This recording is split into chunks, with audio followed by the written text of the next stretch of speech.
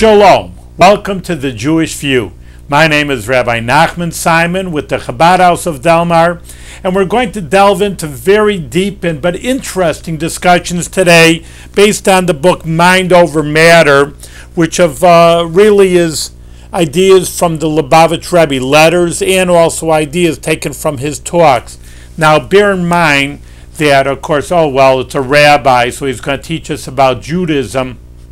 But I'd like to remind everybody that his resume, that the Rebbe, Rabbi Menachem Schneerson, attended college in the Sorbonne and beforehand University of Berlin. He has a degree in engineering, so he's very learned in the science also. He's not just saying, from a rabbi's perspective.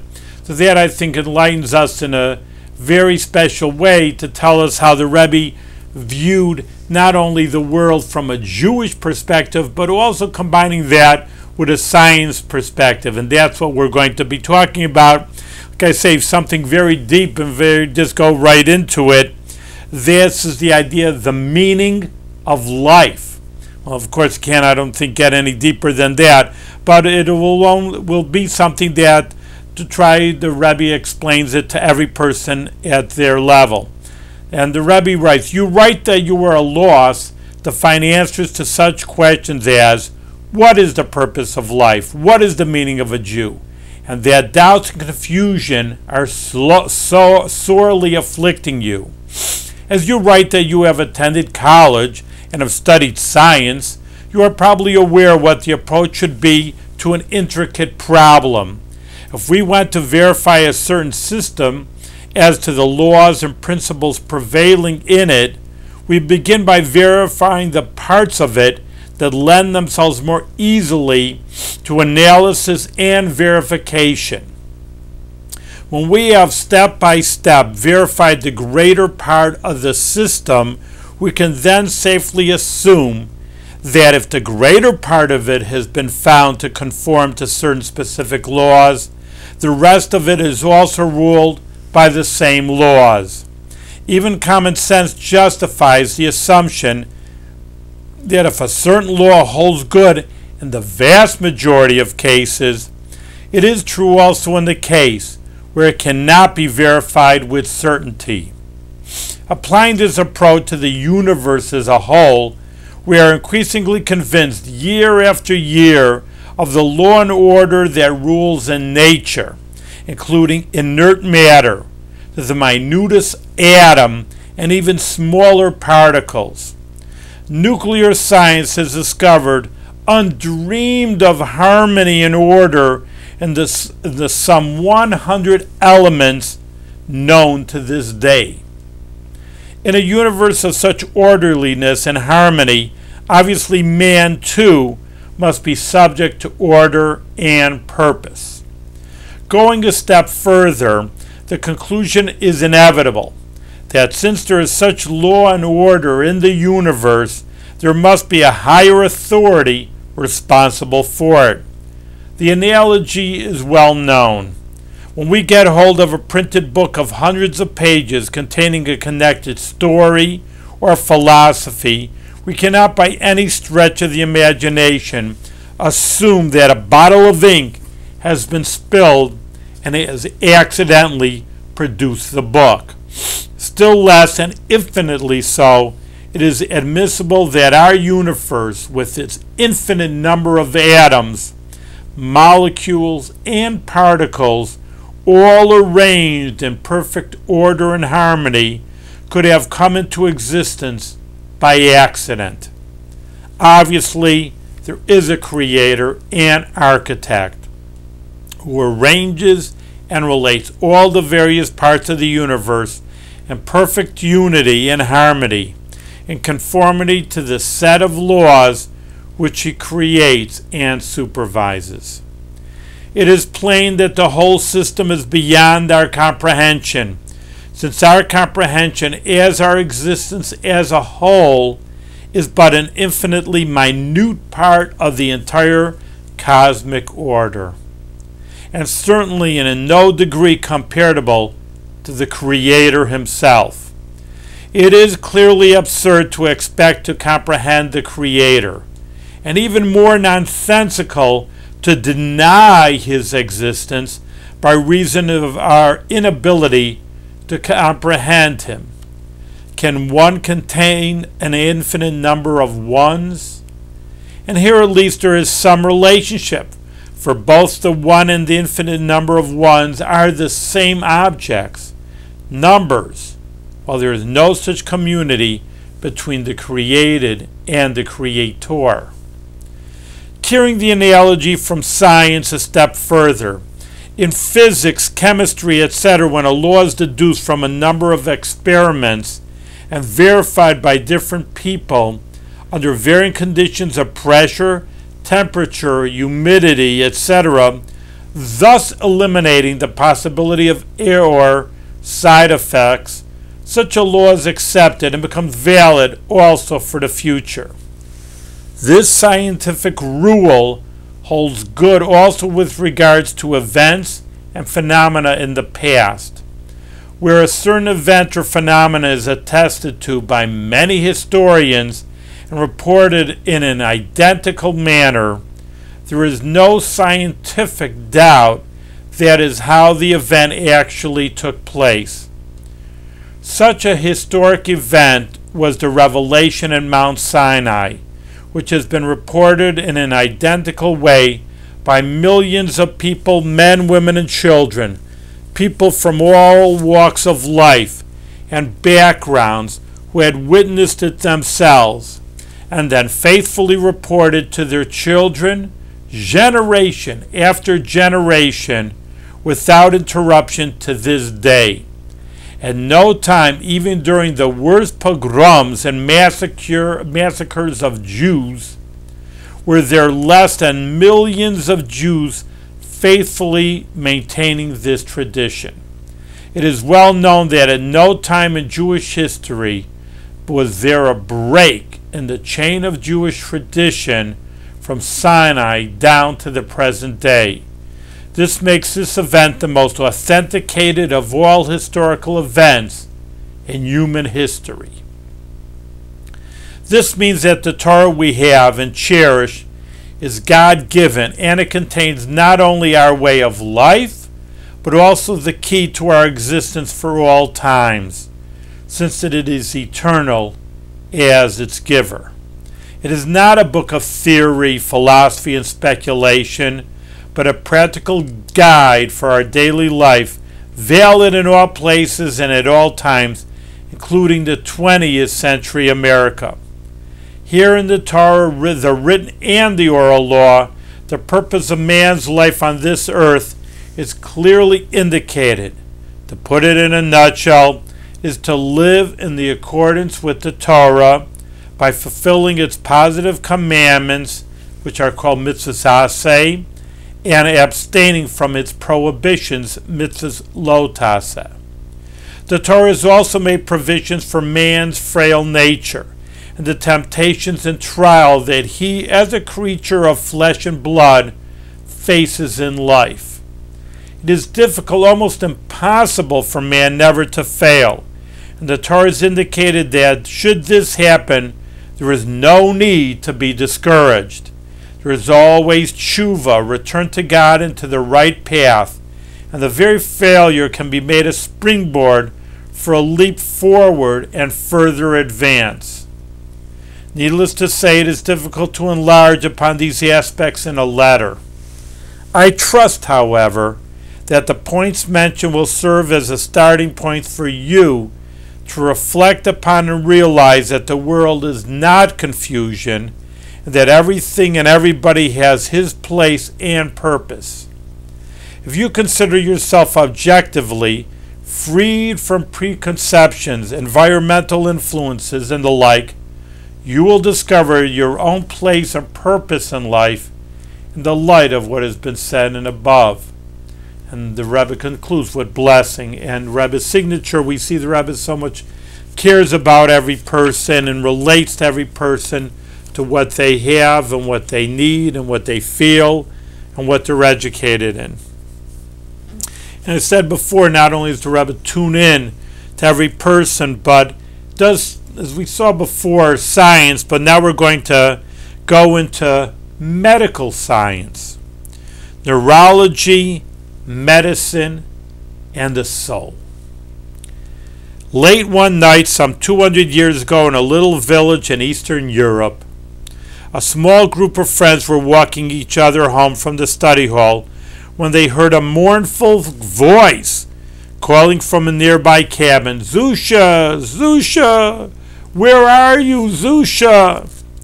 As they peered into the window, they saw Zusha himself pacing back and forth with a candle in hand, as if searching for something, calling out to himself in the dead of night. Suspecting he had gone off his rocker, they let themselves in to calm him down, saying, "Zusha, what's the matter with you? You're right here. What are you looking for?" "Fools," he replied. "There will come a time that my days in this world will be over. You'll come in and see me lying on the floor, and you'll cry, 'Zusha's gone.' But will I then be gone? My body will be there. Everything will be intact from head to toe. The Zusha that you will be looking for then, I'm looking for now." It's a powerful story. 2 centuries ago, Europe was already well on the way to becoming enlightened, and religion was rapidly becoming unfashionable as empirical science became the proving grounds for truth. If you couldn't touch it, it wasn't real. If it wasn't rational, it wasn't valid. If it had no material cause, it didn't happen. And if it was personally significant, it was ultimately irrelevant. In this way, the 19th century worldview had come to be based on such shaky pillars as logical positivism, material realism, causal determinism, and epiphenomenalism. In this intellectual climate, God was irrelevant. The soul was imaginary, and man's life insignificant. Then came modern science, and with it the re-enchantment of nature. This is a pervasive phenomenon manifest in diverse branches of science. Thus, just as Big Bang cosmology requires a creator, and quantum physics demands that the human observer is fundamentally significant, so too have modern neurology and medicine rediscovered the soul. Many scientists today support the so-called dualistic view, which maintains that man as a whole is comprised of both spiritual and physical aspects. One of the most articulate proponents of the existence and significance of the non-physical mind as distinct from the physical brain is the famous Canadian neurologist Wilder Penfield, whose views are cited. Is there any evidence of the existence of neuronal activity within the brain that would account for what the mind does?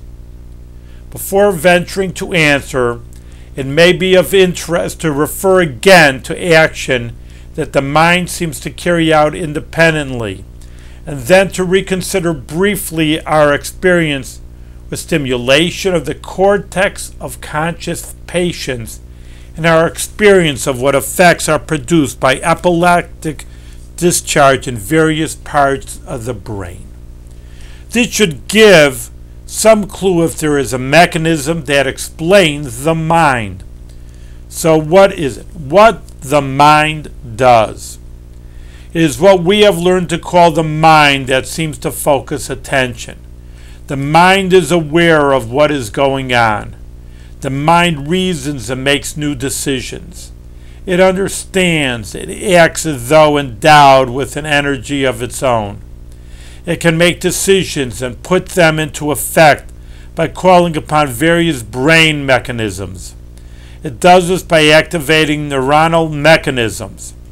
This, it seems, could only be brought about by expenditure of energy. what the patient thinks.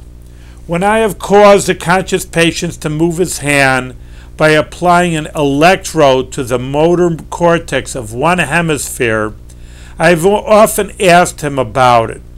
Invariably, his response was, "I didn't do that, you did." When I caused him to vocalize, he said, "I didn't make that sound, you pulled it out of me." When I caused the record of the stream of consciousness to run again, and so presented him the record of his past experience, he marveled that he should be conscious of the past as well as the present. He was astonished that it should come back to him so completely, with more detail than he could possibly recall voluntarily. He assumed at once that somehow the surgeon was responsible for the phenomena, but he recognized the details as those of his own past experience. When one analyzes such a flashback, it is evidence, as I have said above, that only those things which he paid attention were preserved in this permanently facilitated record. What the electrode can do. I've been alert to the importance of studying the results of electrode stimulation of the brain of a conscious man, and have recorded the results as accurately and completely as I could. The electrode can present to the patient crude sensations. It can cause him to turn his head and eyes, or to move the limbs, or to vocalize and swallow. It may recall vivid re-experience of the past or present, to him an illusion that presents experience as familiar, or that things he sees are growing large and coming near. But he remains aloof. He passes judgment on it all. He says, "Things seem familiar," not, "I have been through this before." He says, "Things are growing larger," but he does not move for fear of being run over. If the electrode moves his right hand, he does not say, "I wanted to move it." He may, however, reach over with the left hand and oppose his action. There is no place in the cerebral cortex where electric stimulation will cause a patient to believe or to decide. I am forced to conclude that there is no valid evidence that either epileptic discharge or electric stimulation can activate the mind. The mind seems to act independently of the brain in the same sense that a programmer acts independently of his computer. For my own part, after years of striving to explain the mind on the basis of brain action alone, I have come to the conclusion that it is simpler and far easier to be logical if one adopts the hypotheses that our being does consist of two fundamental elements. If that is true, it could still be true that energy required comes to the mind during waking hours through the highest brain mechanism.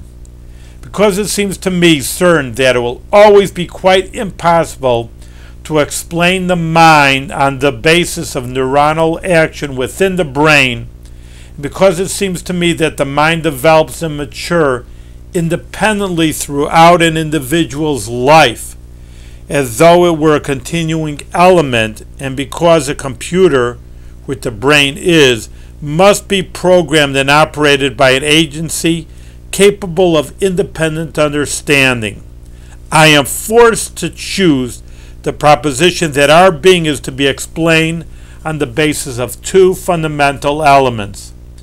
This, to my mind, offers the greatest likelihood of leading us to the final understanding towards which so many stalwart scientists strive. The nature of the mind presents the fundamental problem, perhaps the most difficult and most important of all problems. For myself, after a professional lifetime spent in trying to discover how the brain accounts for the mind, it comes as a surprise not now to discover during the final examination of the evidence that the dualist hypothesis seems the more reasonable of the two possible explanations. Since every man must adopt for himself, without the help of science, his way of life and his personal religion, I have long had my own private beliefs. What a thrill it is, then, to discover that the scientist, too, can legitimately believe in the existence of the spirit. Penfield is far from alone in his conclusions. Two benighted scholars, Karl Popper, one of the world's foremost philosophers of science, and John Eccles, a leading brain researcher, have integrated the findings of hundreds of studies into their theory that there are three distinct worlds and comprise what we call reality. World 1 is physical matter, including the brain. World 2 is the conscious mind, which transcends the material. And World 3 is knowledge and culture, which imprint on World 1, so substrates to communicate meaning to World 2. Another of the mysteries of the brain is sensory experience. For instance, vision. It is known that the eye is only the beginning of visual processing. The retinal cells pass electrochemical signals to retinal ganglia that convert the signal to an entirely different code of signals, which are passed to the visual cortex deep in the brain for further processing. The final image we see is not the retinal image at all, but rather one that has been translated several times over into electrochemical codes devoid of light altogether. How can we see light in the dark box of the brain? Could it be that the non-physical mind is the reader of the code? This inference is yet further supported by studies which compared the auditory, visual, and olfactory cortices of the brain, only to find that there was no detectable difference in their physiology, cytology, or biochemistry. Why do we experience sight, sound, and smell so differently when the brain mechanisms that process the stimuli are virtually identical? Could sense perception be a function of the non-physical mind deciphering the code in the physical brain? Scientific journals and academic conferences have been increasingly devoted to psychobiology and consciousness. Their articles and proceedings frequently feature such terms as non-physical awareness, extra ingredient, unobservable, abstract source of life, and yet somehow very rarely use the word soul. Perhaps such circumambulation is a vestige of the 19th century material realism that spuriously denied the legitimacy of any religious notions or metaphysical phenomena. Another recent foray of science and medicine into the great beyond is the research into near-death experiences pioneered by the likes of Elizabeth Kubler-Ross and Raymond Moody. They, among others, have found that many who have returned to life from clinically dead status have reported similar types of experiences, including a sense of peace and detachment, followed by transition to an experience of light and ultimately union.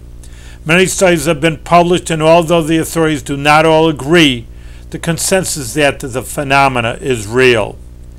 The impact of, and we'll call it NDE, near-death experience, on the life of the revived has also been extensively studied. NDE, near-death experience survivors tend to have a spiritual awakening, characterized by sensitivity to spirituality in general, although not necessarily to organized religion. They emerge feeling a continued bond to God and a newfound belief in afterlife. They believe in unity of all faiths and express a desire for a universal religion. Autopsies have shown that upon death the brain releases chemicals which was administered to living patients, can reproduce some of the feelings associated with this near-death experience. Nonetheless, leaders in this research have concluded that the chemical cannot account for the changed belief and spiritual sensitivity.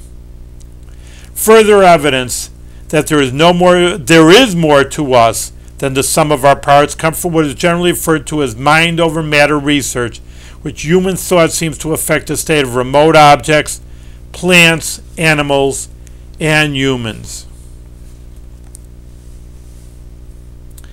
Spiritual though it is, the effect of one's mental state is certainly organic, and the mechanism through which the mind's healing powers are implemented have been documented.